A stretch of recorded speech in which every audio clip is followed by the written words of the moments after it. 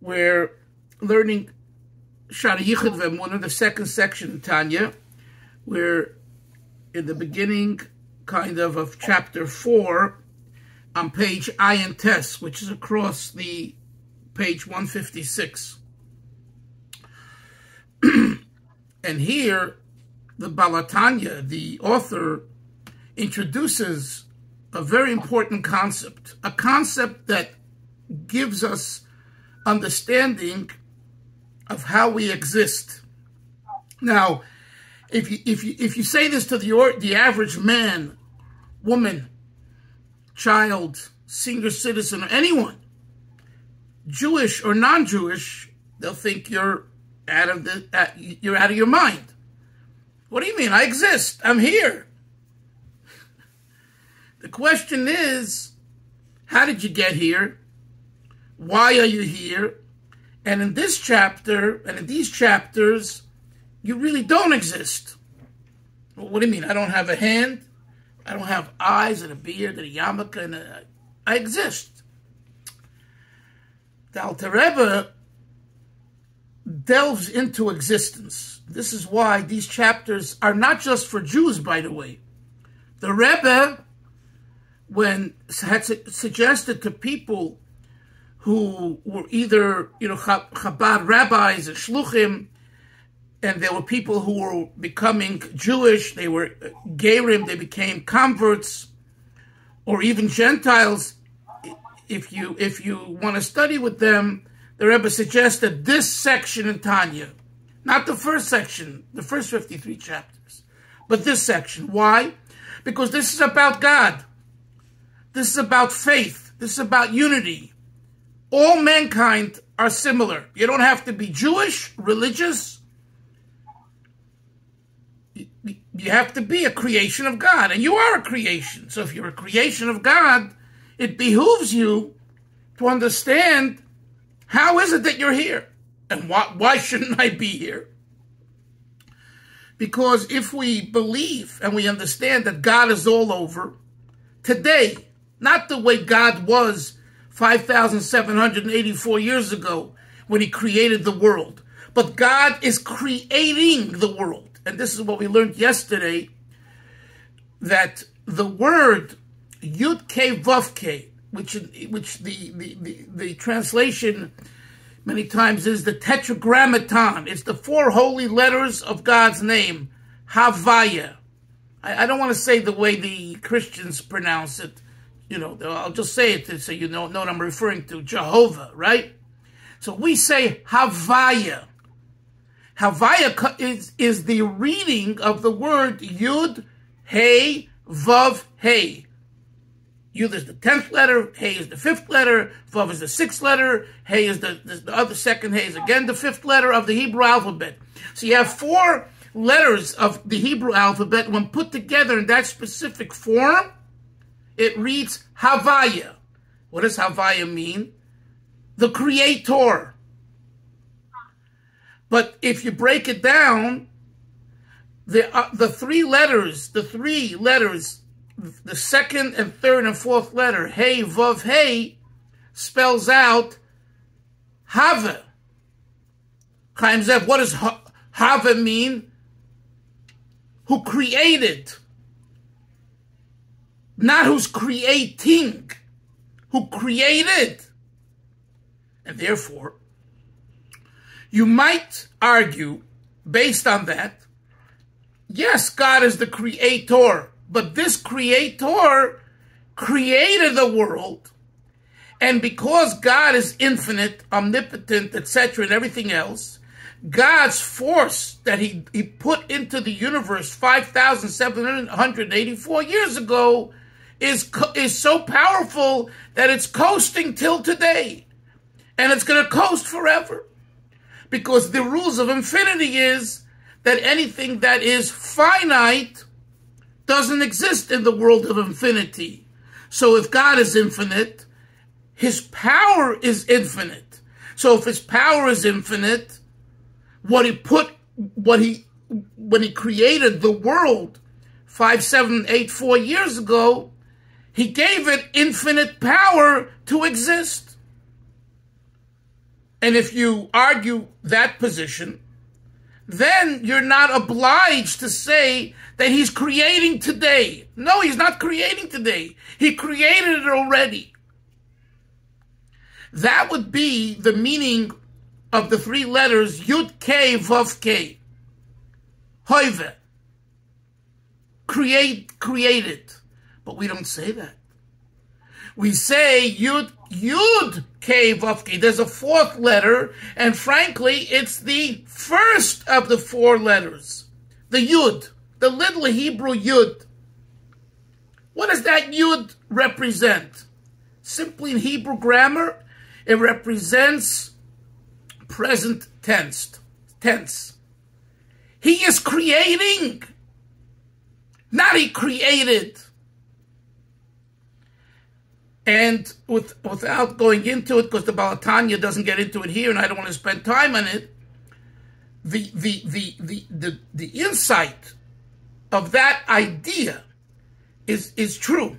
Meaning to say that if Hashem was only a creator who created but is not creating today, every moment, Mark, every moment, then there's no kesher, there's no relationship between the God of today and my situation. That means to say, God is not in my life. Who's in my life? A God who did something 5,784 years ago. But Hashem is not an active force every moment today in Florida, in Eretz Yisrael, in Germany, wherever you are. Because we're coasting based on something that he did. That would mean that there's a disconnect, okay? Listen to that word. There's a disconnect between the God, my situation today, and God. And that cannot be. Because if we accept that, then God is not in my life. The God of the past is in my life, not the God of the present. And we know that God of the present is in our lives, every moment. That idea is denoted by the Yud before the three letters of K Vav K. Yud K Vav K. Havaya, the present creator. This is what we learned yesterday. And the Alter Rebbe brought support to his argument, to his position from a verse in Job. Job, you know, was a man who was all good, but for some reason, God had it be that he lost his children, they died, and he had misery, and he never lost his faith, which to us is such an important lesson. Never give up, even when things are difficult, and really difficult. Keep the faith. And how? Because God is present. If God is present, I turn to God today. Help me today. You helped me in the past. What was in the past is the past. They have this lullaby in Yiddish. It goes like this. Was ist given is given. What happened in the past happened. Was ist given is given. It ain't relevant today to Chaim Zev sitting and learning Tanya over there today. It happened. By the way, this also counters the argument. My Zaidi, my grandfather, oh, he was a religious man. You know, what about you? My grandmother, she was such a wonderful mensch. And what about you? You know what they say about yichus? Yichus is a pedigree, your lineage. Oh, you come from this family and that family. It's like a bunch of zeros. If there's a one in front of it, the zeros become valuable. If there's no one in front of it, the zeros are meaningless. Who is the one? The one is you, only you, today. So this is what the Alter Rebbe is positioning here. The importance of recognizing Hashem, the Creator, now. If that's the case, and we understand and believe that Hashem is creating the world now, how do we emerge? God, the infinite, the transcendental God, is active now. If he's active, how do we exist? This he's going to now teach us in today's shiur, starting to teach us with the concept of the tzimtzum. Tzimtzum. T-Z-I-T-Z-U-M. Tzimtzum. Contraction. Hashem contracts his infinity. But it ain't simple. You think it's easy for a college professor or a rabbi to contract all of their information and trickle it down without losing any of its content to people who aren't studied that way, to students? No, it's not. You all know that from your own teachings in various ways. So many times what we do is we give up, we surrender the quality of the communication for the benefit of the students, of the recipients. That's not what Hashem did. Because if Hashem, that's not what Hashem does. I take that back. Not what he did. That's not what God does. Because if that's what God does, again, we're getting gypped. We're getting ripped off. That means we don't have a full God. We have a God who's playing a game with us. He wants us to exist, and he wants us to emerge, and he wants us to bring pleasure to him. What does he do? He takes hiatus, he goes to Hawaii. Well, if you go to Hawaii, if God goes to Hawaii, how does the universe still exist? Okay, he'll get some angels, some representatives, some schnorrers. You know, you take care of it.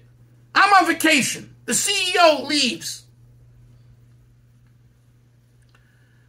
And by the way, we said it in the Haggadah. Chaver, remind yourself at the Seder. We said, Lo ayidei shliach, v'lo ayidei malach. God took us out of Egypt, not through an emissary, not through a representative, not through an agent, but he himself, with his pride and honor, picked us up and said, out you go. Again, another very powerful concept. Imagine, Moshe, someone comes and says comes into your studio and says, come, you're coming with me to Yerushalayim to greet Mashiach.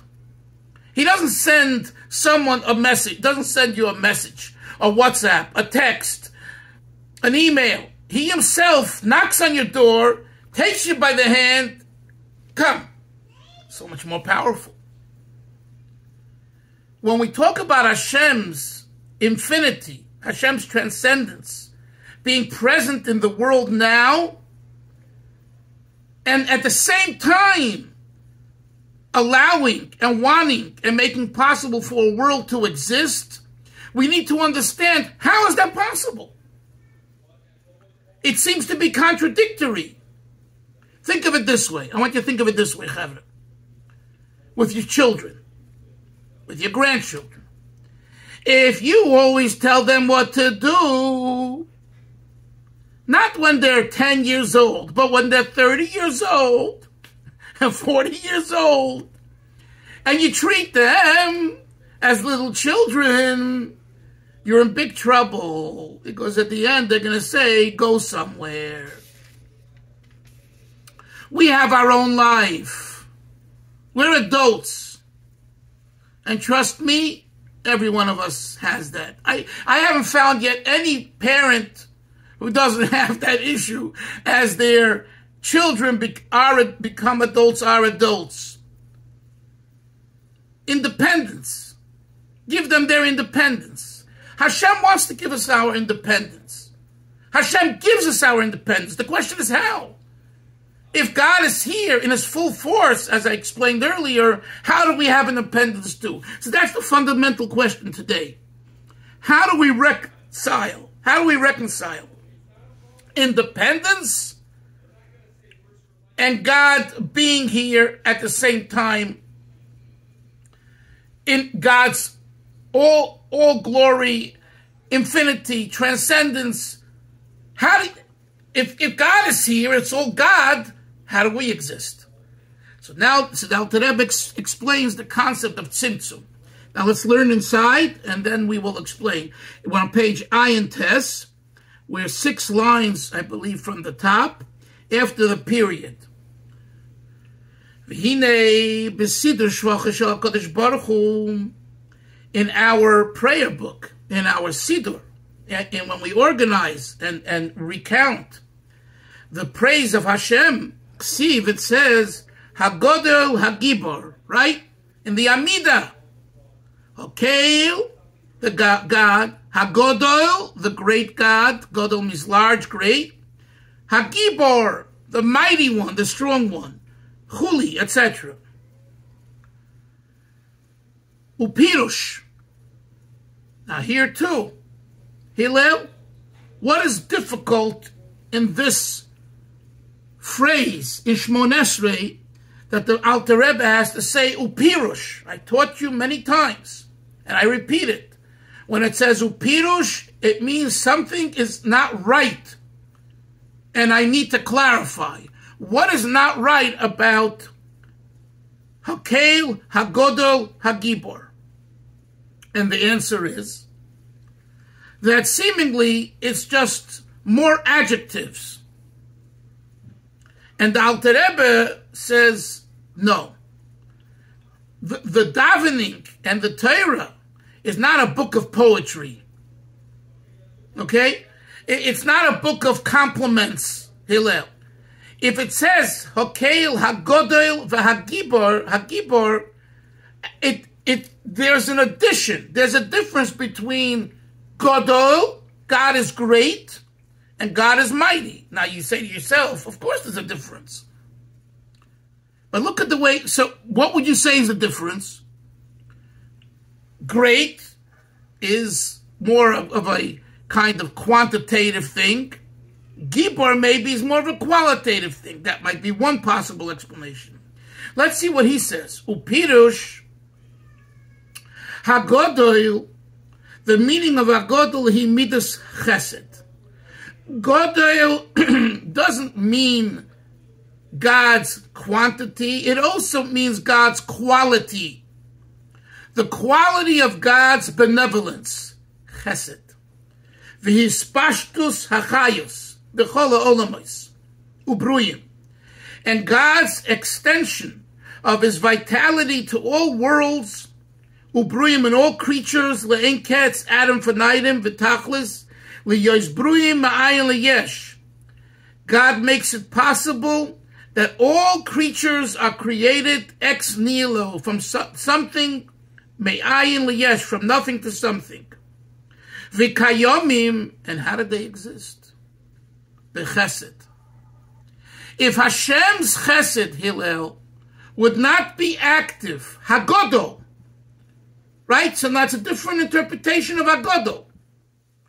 Not just great and large, the style and manner of that Godol is chesed, benevolence. God does a big favor for us because he wants to, which is he creates us. That's a kindness on his part. Mark and I were talking yesterday about, Mark asked me, what is the greatest thing for a Jew to know? So he said, the greatest thing is humility, to be humble. And the worst thing is the opposite, arrogance. And he learned it with another chavrusa in Tanya. And it's true. So chesed, the fact that Hashem is kind and allows us to emerge and be, that's gadol, that's great, that's large. Yes, Moshe. The word Dalter is using the word specifically chesed here, as opposed to rachamim, as opposed to gevura. Give it a moment. Give it a moment. We're in the middle of it. Very good. You're on the right track, Moshe. Your head's thinking Chassidus. I like that. Okay. So he says, it's chesed. Chinam. Look at the next word. Chesed chinam. Free chesed. It don't cost any money. Hashem decided, this is what I want to do. You don't have to pay me for it. I enjoy doing this. I enjoy creating and giving room for existence. It's called chesed chinam. Or as we used to say in the 60s, Hillel, free love. Chesed chinam. This is the real free love. Not the Grateful Dead. That's not the free love. This is the free love. The existence and being able to exist, because Hashem says, I love creature, I love the world, I love to create, I want the world to be. V'nikras gedula, says the Alter Rebbe, but this is called gedula, greatness. Ki bo migdulose shel HaKadosh Baruch Hu. Why is it called gedula, greatness? Because it comes from the greatness of God. B'chvoide v'atzmai, in his very honor and essence. Ki godel Hashem, because for God is great. U'legdulosoi ein cheker, and to his greatness no one can reach, no one can explore. It's infinite. So because Hashem himself is great, is chesed, therefore he gives, he's mashpia, he gives influence, gam kein chayes, v'sabos ma'ayin yesh, vitality, and creates from nothing to something, l'olam izaburim, all the worlds and creatures, and cats, Adam, v'naidim. Now the question is, why must you say that? Why can't we argue, listen to this, Mark, why can't we say God is great, God is kind, but he keeps it for himself? We've met such people, haven't we? Chaim Zev.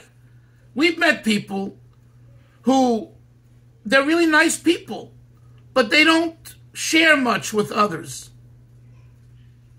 I'm not talking about, financially, and I'm talking about, emotionally.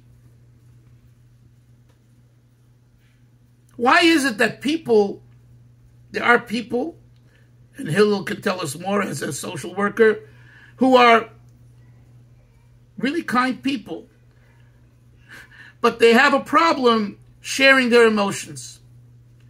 I was at a Shiva Nebuch a few days ago, and this 88-year-old woman who I grew up with, because her son and I are good friends, and I would visit Shabbos and play together as boys, and I made a clip on it. I don't know if you guys saw it.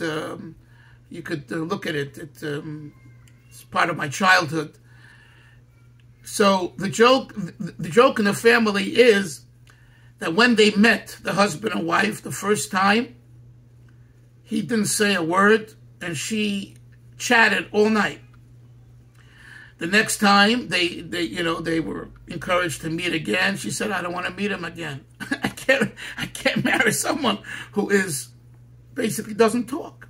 I mean, he talks, but it's like he didn't make conversation, and he's very quiet. So they went over to him and they said, hey fella, this is a good girl. She has all the right ingredients for you, but you got to talk. You got to make conversation. Well, he, as a good boy, listened. And the second date, he chatted all night. And he just kept on talking. And the joke in the family is, for the next 50, 60 years of their marriage, he spoke less than that second date. And that one night, he spoke more than the next 50, 60 years. What am I saying?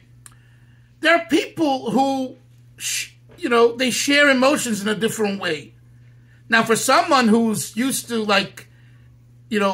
hearing the emotions, hearing the feelings, come on. My father always says, when he speaks to people and they mumble jumble and you don't hear what they're saying, he says, say it clearly. I want to hear it, articulate it. He comes from a certain culture. He comes from a certain family. In his family, emotions, he wants them to be flowing, open, because he is that way. So Hashem, let's go back now. Hashem is Gedula. He's great. But why can't he keep the greatness for himself? Look at the Alter Rebbe's next words. The answer is in the next words. Sheteva hatoiv leheitiv. For the nature of good is to bestow goodness. These three words, Chevra, is a very important concept in understanding Hashem and his kindness. The nature, the true nature of something that is good or someone is good is to do goodness. In other words, if your nature is good, you must do goodness. You will do goodness. Avram, let's take Avram Avinu, our patriarch, Abraham, right? Why did Avram get up and go to the outside of his tent on the third day after he was circumcised, which we know the pain is greatest then, okay? I don't think they had anesthesia then, okay? And he goes out and he's looking for wayfarers, people, and to do what? To invite them in to eat at his restaurant. Abraham's restaurant out in the desert, somewhere out there where you guys live there in Eretz Yisrael, with your friendly neighbors, right? You know why? The pain for Avram not being able to feed someone and help someone was greater than his own pain from the incision made on his body when he was circumcised. It was a greater pain. Why? Because he couldn't do kindness. I interviewed someone years ago, a very bright Chabad rabbi, and it was already, towards the latter years of his life, and it looks like some dementia had started to creep in. I'm sitting with him face to face, and we're in a very warm, intimate, intellectual conversation. Face to face, is an art of an interview. There's nothing around you, nothing exists. It's only you and him, or you and her, with your minds and entire being focused and in each other. And he says to me, I don't remember your name. I know who you are. I just don't remember your name. It was very, very painful for me and more for him, because I could see the pain. In other words, he wasn't completely senile, far from it, and he was pained that he didn't remember my name, although I know who you are. So for him, that was this analogous to what we're learning here. The nature of good is to do goodness. In other words, for him, in an interview, he wants to know who he's talking to. It helps him in his interview. and in what he's saying. And when he's lacking that, and although he says, I recognize you, but I don't know who you are. In other words, he recognizes and understands that's just, his brain, it's not functioning fully. Very painful. In the positive, it's the same thing.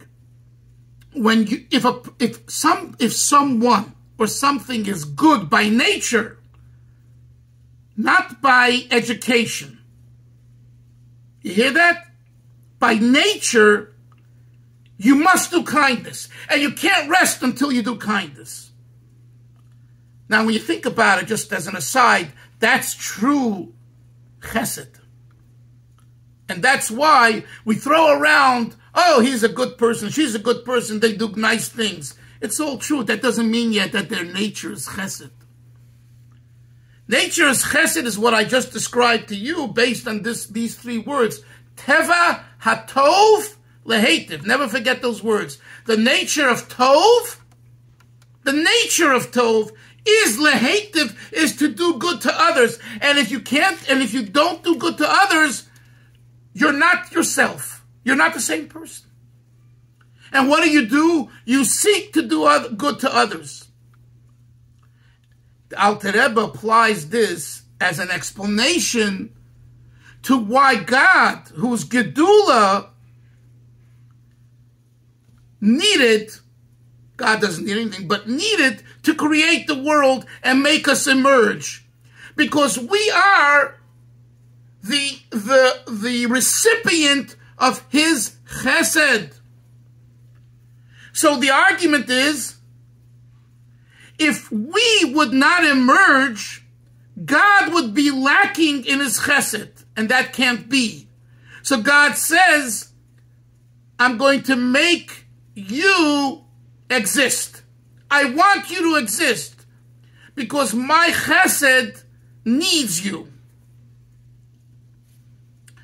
And just for a moment, I'll add something that the Rebbe Rashab says in his discourse, the first discourse of the year 1906, which was technically 1905. The famous discourse is known as Tofrei Samach Vov, or in Yeshiva, in Lubavitch, in Chabad, we call it Samach Vov, where there he says that itself is not the essence of God.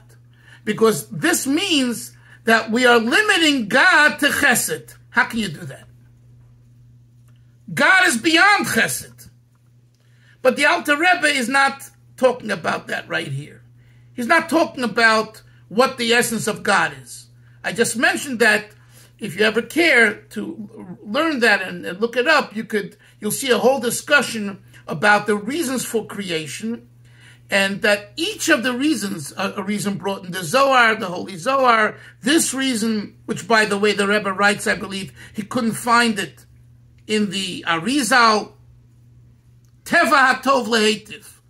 This reason is already in the realm of reasoning, and God transcends reason. So to say that God must do kindness, i.e. create the world because he himself is kind, is a limitation in God. And there's no limitations in God. God is not limited by kindness. When he chooses to do kindness, he does kindness. But don't box God into kindness. But that's not the discussion here. So what the discussion here is, and we conclude today this part, Sheteva hatoiv lehetiv. And therefore, when we say in the morning, in the Amida, Hokeil Agodo, the large God, the great God, what do we mean? The God who's full of chesed. And because God who's full of chesed, he bestows chesed upon us by creating us. So therefore, we are here. But it doesn't answer yet the question, and that's what we're going to learn tomorrow. Still, explain to me, how do we exist? You're telling me that God must do it because he's chesed. From that perspective, he must create a creation, and he creates a creation. He gives us existence, but how? And the answer is in the next section of Tanya, through Hagibor, just to pacify Moshe.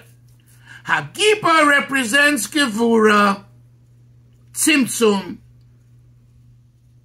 contraction. That's how we emerge. That's the answer in a nutshell, but to explain it, we'll learn tomorrow. Any questions or comments? Okay. Seid gesund. Have a great day. We'll see everyone tomorrow. Bye-bye. Take care. Yeah, thank you, everyone. You're welcome.